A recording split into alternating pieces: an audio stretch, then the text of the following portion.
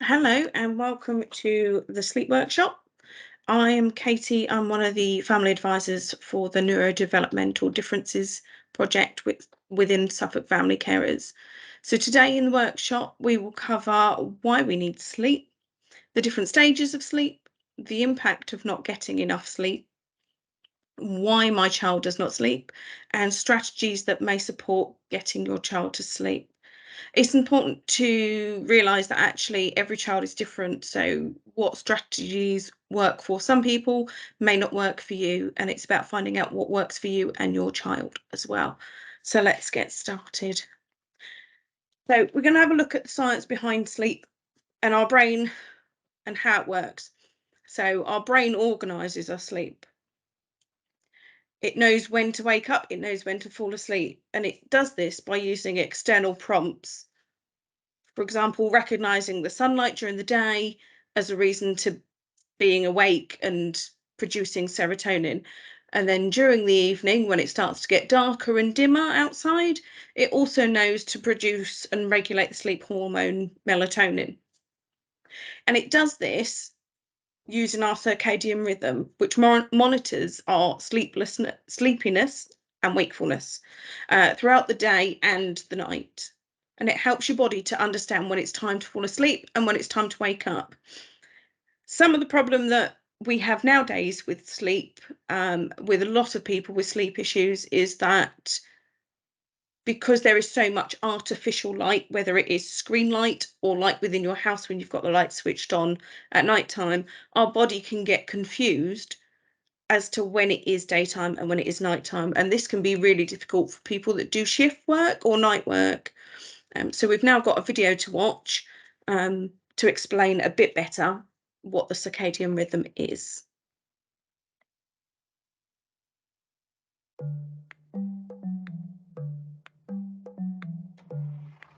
How do you know when it's time to sleep or time to wake up in the morning? More powerful than any alarm clock are your own circadian rhythms, 24-hour cycles of biological processes that exist in every living thing. They keep your body functioning on schedule, day and night, wherever you are. And the key to it all is a bunch of cells in the retina of the eye called photosensitive retinal ganglion cells. Whilst the eye's rod and cone cells are responsible for vision, these retinal ganglion cells detect the brightness of our surroundings and send that information through the optic nerve to the suprachiasmatic nuclei, the brain's master clock. The master clock coordinates all the tiny clocks that govern the behaviour of the cells throughout the body. Taking light as its cue, the master clock determines a continuous cycle of physiological changes within our cells, including the production of hormones that prepare our bodies for waking and sleeping hours. Experiments show that when a person is kept entirely in the dark, their circadian rhythm hardly alters, keeping more or less to a 24-hour day. But seeing too much or too little light, or receiving light at the wrong times of day, can leave the master clock confused as to the time of day. This upsets the rhythm of our cells and impacts on our health and well-being. It's a real problem for people who work at night, those with sleep disorders, and also those with certain visual impairments that prevent light reaching those light-detecting ganglion cells. Studies have shown that disruptions to our natural rhythms put an extraordinary strain on the body, increasing the risk of a number of serious diseases, including cancer, heart disease, type 2 diabetes, and depression. It can also impair your ability to think, which is why, here at Oxford, we're researching whether delaying the start of the school day by an hour or two to better suit the body clock of the average teenager could improve their exam results. Anyone for a lie-in? You may not be able to hear it ticking, but you can certainly feel your body clock at work. To learn more about the science of sleep and circadian rhythms, visit www.oxfordsparks.ox.ac.uk.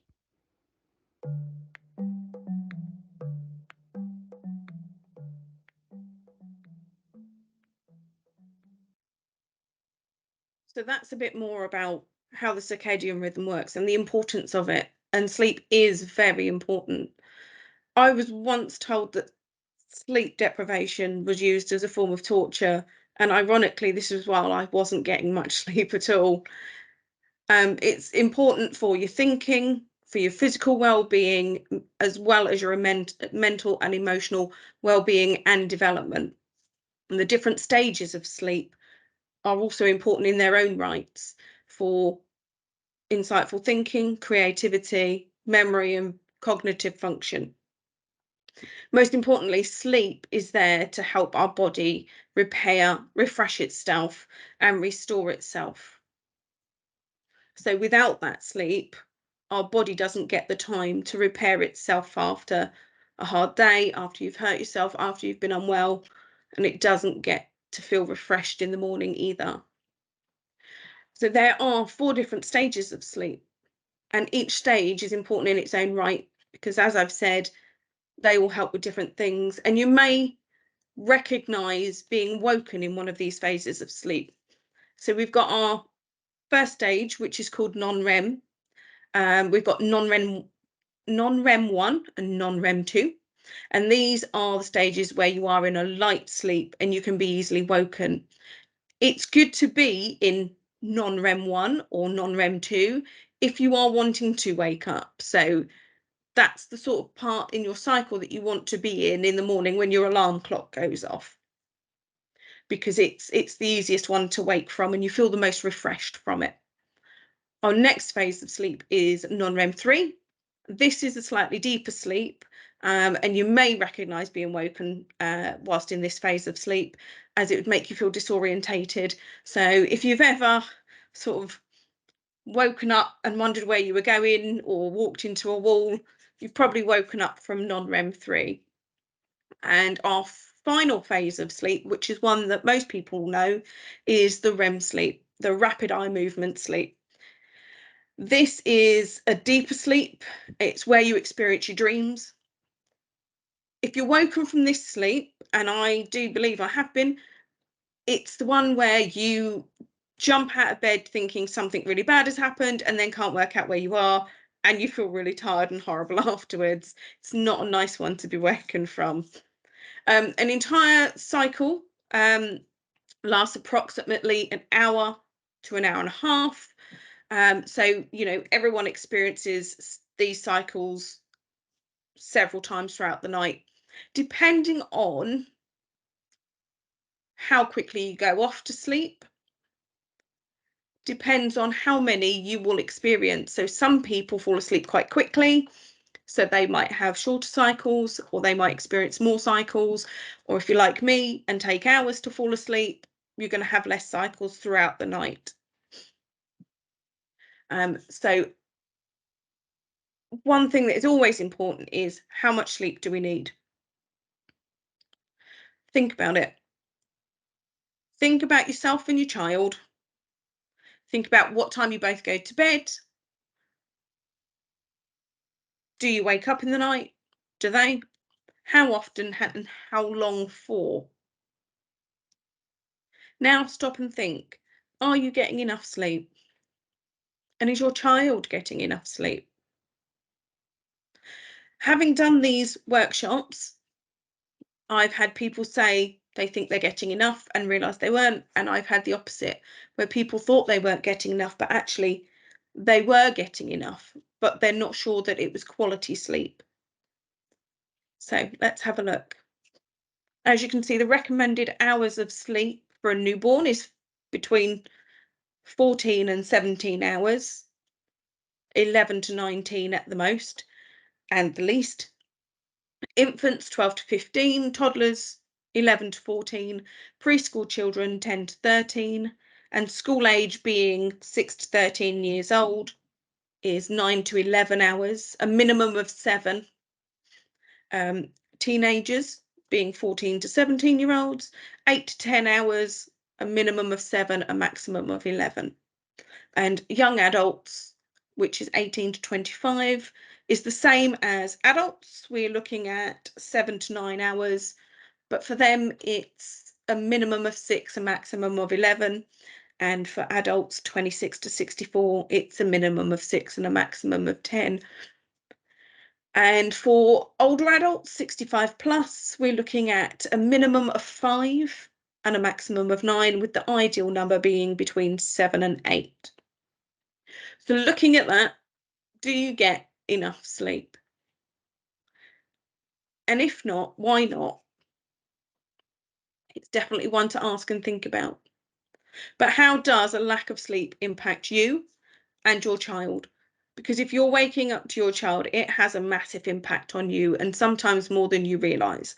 So there's many different things that you may feel or think, many different ways it can impact you. It can give you a feeling of worthlessness or not being able to cope throughout the day, and that's both you and your child. You can become overtired, which can lead to hyperactivity and feeling that you need less sleep, or they need less sleep because they're still bouncing around. I can imagine many of you watching this have had the experience of, oh, they're going to need sleep in a minute. They've been up since 3 in the morning. They have to crash at some point. And you find as the day goes on, all they do is bounce more and more and more. And that's because they're overtired, and they're becoming hyperactive because they're overtired. And the best thing to do is to find a way to get their body to realize it's nighttime, it's bedtime, it's winding down time. And dimming the lights, and a colleague of mine explained that in their house they have dark hour where all the phones go away for an hour, adults, children alike, all the screens go off, no TV, nothing. And they've found that the children calm down, they start to realize it's getting ready for bedtime, and they've also started to bond and enjoy themselves and play games. So that's always worth having a try. And if not, what else can you do to just bring them down and get them to settle? Um, Obviously, if they've been bouncing around, gone to bed even later, woken up, had even less sleep, it's a nightmare to get them out of bed in the mornings. Certainly on a school morning as well. I find always the school mornings is harder for them to get out of bed than the weekend. But that can be a big issue. It can throw out your entire morning routine if you can't get them out of bed. Um, might become hypervigilant. If your child doesn't sleep, you don't sleep. And you may find that actually when your child does start sleeping, you're still waking up because you're expecting them to wake up. Your body's ready. You're so used to being woken up by them that your body is ready for them to wake up. And they don't, which is even more annoying. It can cause complications with health, or health conditions that you may already have can be made worse by lack of sleep. Your child or yourself may find that you're less able to cope with sensory issues. You may be less able to cope in a noisy room. You may be less able to cope with lights during the day, or the feel of something. Um, and obviously, when adults are tired, as much as they don't want to admit it, you often have the shorter fuse when caring for your child. You can become agitated a lot easier because you're running on empty at that point. Less able to cope with and manage the day, difficulty learning. If you've not had enough sleep, you know as an adult that you struggle to concentrate. So your child's then going to struggle to concentrate with their learning or their school day. Regulating emotions, and that can be difficult for anybody that's tired, because the smallest thing when you are tired seems massive. You can then overeat, or crave sugary foods, and you go for those sugary foods because that's what you crave, and then you experience a high and then a crash again. Um, Again, like I said before, it can impact the daily routine. You can end up reduced empathy. If you're exhausted, you struggle to empathize with someone else's issues because you actually just can't function at that level. Your child might have extra meltdowns or shutdowns. They could be more extreme. And like I said, any small issue feels massive. Everything turns into chaos. You can end up with weight issues. It's never a good idea to drive tired. And when you're really tired, you just can't think straight. So sleep and the neurodiverse. Neurodiverse children can often experience sleep disturbances. That could be struggling to go to sleep in the first place, staying asleep, or getting a good night's sleep. It could be that actually the quality of their sleep is not great. Um, some neurodiverse people, not all of them, can have difficulty producing enough melatonin to support going to sleep and staying asleep. It's important to have a look at how we can support the body to produce enough melatonin. And there are different foods that you can try. There are obviously activities you can try, like the dark hour, like turning down the lights, maybe having a half an hour story so there's no screens in front of them before bedtime. And things like that can help the body produce that much more melatonin. They can experience shorter sleep times and nighttime waking. And of course, do they then settle quickly? Does it take them a while to settle again? And some neurodiverse people, especially those with ADHD, find that actually they hyper focus on something at night time, because during the day they're at school, they've got people talking to them, there's noises, or they're at work, there's noises, there's lights, there's loads of sensory overload. And actually, their bedtime, when it is quieter and is calmer, they can think about what's important to them. They can think about the projects that they want to deal with. There's less distractions around them, so they tend to hyper focus, which could then make it slightly more difficult for them to go to sleep.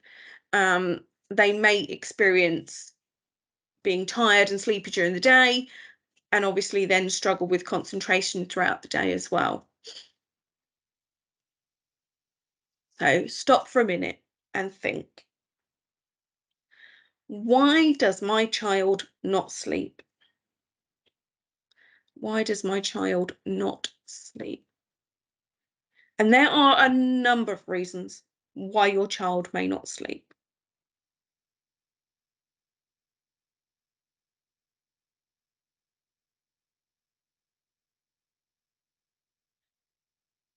So, difficulty understanding or processing what happens during the day. You may often find that actually someone said something during the day that they don't get, they don't understand, and they've woken up in the night trying to work it out for themselves. A good example I had was a few years back. My child was taught about Guy Fawkes in school, and they'd done a lovely presentation, and school had given them what he called the news to watch, which was obviously a historical makeup of the news. And he woke up at 1 o'clock in the morning asking if Guy Fawkes lives in London and if he was going to blow up the Houses of Parliament again. Of which we then had to have a long, drawn out conversation about the fact that Guy Fawkes is no longer alive. He doesn't live in London. But my child was adamant he did, because he had watched it on the news that day at school. Never ever thought that that would be something that would be waking me up in the night. So, it can be what you would consider the strangest thing that actually they are struggling to process throughout the day. Their sensory needs may not be met. They might have difficulty settling in bed if actually they've got some sensory needs that we haven't yet worked out what they are, or we haven't yet met because we didn't realize. And that could be, a bit of a tight hug, something around them. It could be they need a fluffy blanket. It could be actually they've got too many blankets on them and they don't like it. So it always helps to work out what your child's sensory needs are, because that can support them in regulating their emotions, and managing meltdowns a bit better, as well as sleep. So they could be overexcited or overstimulated. And I know I've experienced this one before myself, where I've gone, oh my goodness, I'm absolutely shattered. That was the busiest day ever. The kids are going to sleep great tonight because they are all absolutely knackered.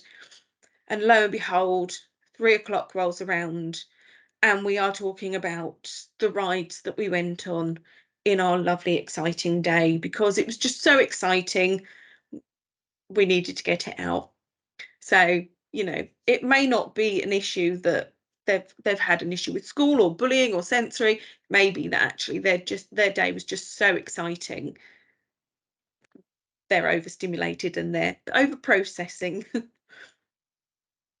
Something may have happened at school. That's a massive one, because children often keep in their issues from school.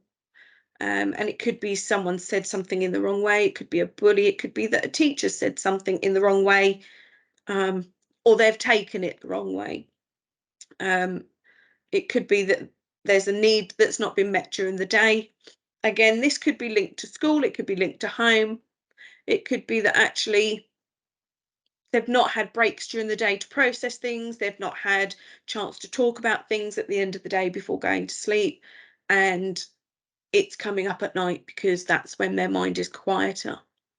They could be worried about something, and the list could go on forever. So previously I mentioned melatonin. Melatonin is a hormone that our body produces. So during the day, our body produces more cortisol and serotonin to keep us awake and moving. And as the sun goes down and the day becomes night, our body produces melatonin. There are ways to improve the production of melatonin. There are some foods that are good for helping you sleep, and some can support the production of melatonin, like banana. And following the link on our additional sheet with all our tips and links on can help you find some more foods that would be helpful. But there are other foods that actually have a negative impact on the production of melatonin. For instance, fizzy foods, fizzy drinks, sugary foods, things like that. Dimming the lights where possible at night time and making sure that your child is in a room that is dark as possible. This can be quite tricky. It can help with the production of melatonin, as melatonin is triggered by the darkness and the dimming of the sun and the sunset. But obviously, during the summer, it doesn't get dark until later. So blackout curtains can be really helpful, blackout blinds, or even just something over the window. Getting out in the sunshine during the day can be helpful because it gives you that natural light. The winter can be quite dark and dingy, as we're finding at the moment, and indoors can be quite dark and you need the lights on, which is all artificial light. Getting out in the sunshine and letting your body know that this is natural light and this is good for us is really helpful. It helps us avoid the artificial light, and it also helps our body produce the hormones that they need to keep us awake and understand the difference between awakeness and sleepiness. Avoiding screens at bedtime where possible is a must. And I know throughout the different jobs I've had, and I've done things on sleep, it's one I always bring up because it's that artificial light that's in your face, and it's so accessible nowadays to have TVs in bedrooms or tablets in bedrooms, and actually it doesn't help our body produce the melatonin that we need. There is synthetic melatonin, which is prescription only medicine. It is prescribed in exceptional circumstances. It cannot be prescribed by a GP, but you do need to speak to your GP. However, they would expect you to have tried your normal sleep hygiene strategies and your routines for a significant length of time. And it's always helpful to keep a sleep diary if you feel that is something you need to do. One thing I heard from a family once was, oh, the specialist has decided to put my child on melatonin. That's great. They'll sleep through the night and I won't have to worry about them waking up. Melatonin can help your child fall asleep at the beginning of the night. It does not necessarily stop them from waking up and keep them asleep all night long. So it's always, always, always important to try the good sleep hygiene, making sure that we are getting our bodies ready for bedtime, and making sure that we've got a bedtime routine that is consistent, because consistency is often the key. So, top tips: find out why your child's not sleeping, what can you do to help, and what can they do to help themselves. So, as I've said already, it's important to address any anxieties from the day. This could be done in a number of ways. Going for a walk and talk is always a great thing if you get your child to walk next to you, rather than running off down the road because they are rather energetic. Walk and talk can be more helpful than sitting and looking at each other and talking, because actually that can become uncomfortable for your child, especially if they don't like eye contact. Whereas if you're walking and talking, you've got other things around you that you can distract them if needs be, and it gives them the opportunity to say things without having to worry about what your reaction's going to be. Having talking time or time to discuss the day or any issues they may have, and also where you can discuss or draw the day's events. So if your child doesn't like talking about it, it may be that actually you give them a diary or a journal and they can draw or write what they want. And then if they're happy for you to look at it and talk to them about it, that's your next step. Social stories and mind maps and comic strip conversations can also be helpful. And mind maps, although it sounds strange to use to talk about the day, can often be helpful because it can help them to look at what their next steps are. Okay, well, this is your problem. Now, what do we do? And it helps them to work it out as well before they go to bed, so it's not playing on their mind. It's really, really important to have realistic expectations. The expectation that you're going to send your child to bed at 7 and they're not going to wake up till 7 the next morning, not necessarily realistic. Every child is different, and what works for you may not work for someone else. Are their sensory needs being met? As we've said before, it's important to meet their sensory needs. It's important to not knock yourself if you don't, because it's difficult to work out what they are. And as you work out what they are, things become a little simpler in different ways. There is a sensory library in Stowmarket that has loads of sensory toys that you can borrow and try out before you go and buy something yourself, so that you're not spending lots of money on things that haven't worked, that are now sat in your home. As I said on the previous slide, it's important to keep a sleep diary, not only if you feel the need to go to the GP about your child's sleep, but also it can help you understand whether or not there is a pattern with your child's sleep issues. And it can help you understand what their issues are. So you might find that actually every Tuesday and Thursday your child wakes up, and every Tuesday and Thursday they have PE, or they have music, or a certain teacher. Or you walk a different way to school on a Tuesday and a Thursday, and actually that's the problem. So it's important to keep a sleep diary, because you may start to see a pattern, and you may be able to say, oh, I've noticed on these days we're waking up in the night. What do we think might be happening? Another thing is, does your child understand the importance of sleep? Helping your child to understand why they need sleep and how important that sleep is can be really helpful to them, because if they don't understand why they need sleep, why would they sleep? And there are some links and some videos there that actually can be quite helpful for showing your child why they need sleep and the importance it has to their body. I always say, before you show a video to your child, please make sure you are happy with it first. Because everybody is different as to what they want their children to hear and to see. So it's always important to have a look at that first. And obviously, good sleep hygiene is important. to help with good sleep. That's having a good routine, a consistent routine, turning screens off, keeping bedrooms as dark as you can. And again, through doing these workshops, and I know through my own experience that actually a pitch black room doesn't work for every child, and a quiet room does not work for every child. So again, it's finding out what your child likes, what works for your child. Um, Again, like I said, predictable and consistent routines.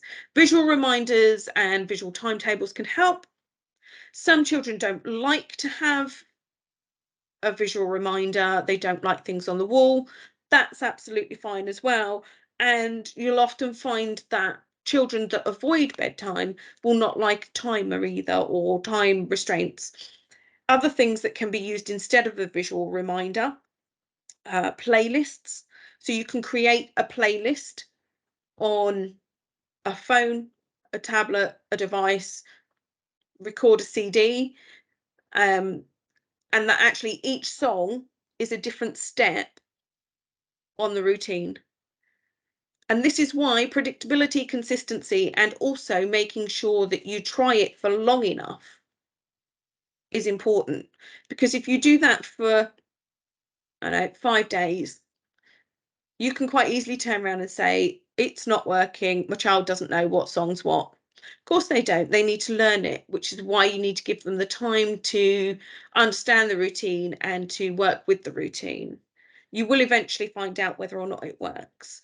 Another one that I have suggested to someone is their child quite likes to ask Amazon what the time is.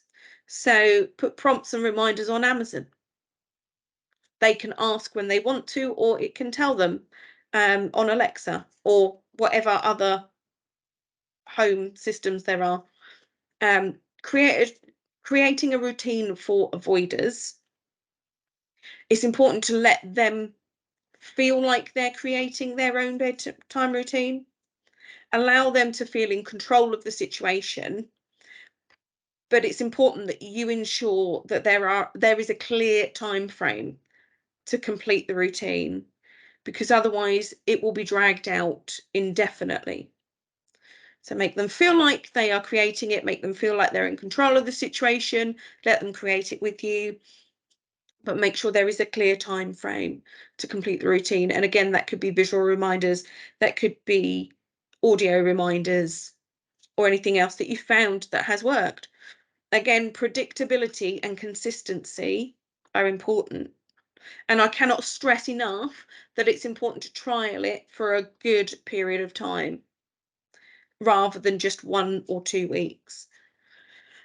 Making sure you've set the right environment. Obviously, calming bedroom, little to no distractions, calming music. There's white noise, brown noise. Um, there are many meditation stories out there that can help you. And you might find out as your child grows older that actually what was working, they no longer want. Um, for instance, your meditation stories may not be enough anymore. To begin with, they start to get them to sleep, but they don't want them now. They're older. Okay, what does work? Maybe top 10 playlist or an artist that they like. It doesn't have to be white noise. It doesn't have to be meditation stories. Whatever works for them. These are just some ideas. Um, Setting the right environment for avoiders, children that avoid going to sleep. No distractions, no noise, and cover the toys with a blanket if you can, because actually the toys in the bedroom can be a real distraction. Calming exercises and stretches can be really helpful. Um, you can make them part of the bedtime routine. They can help with some of the sensory input that's needed. They're relaxing and can be really helpful as part of your bedtime routine to do either before brushing teeth and pajamas or after. And obviously now we've got sources of support. This is on an additional document which will hopefully be available on the website as well. Obviously, some of the sources I've used, there's the NHS website, there is the sensory library information, and there is also a lot of information from the sleep charity as well for children and teens. So have a look and see what other help is out there as well, and what other ideas. It's always helpful to link up with people in the same situation, because actually they may think of things that you haven't, or you might have tried things that they haven't that have worked for you. So it's always good to share ideas with people that are in a similar situation. So thank you for listening to my sleep workshop, and that is the end of the presentation.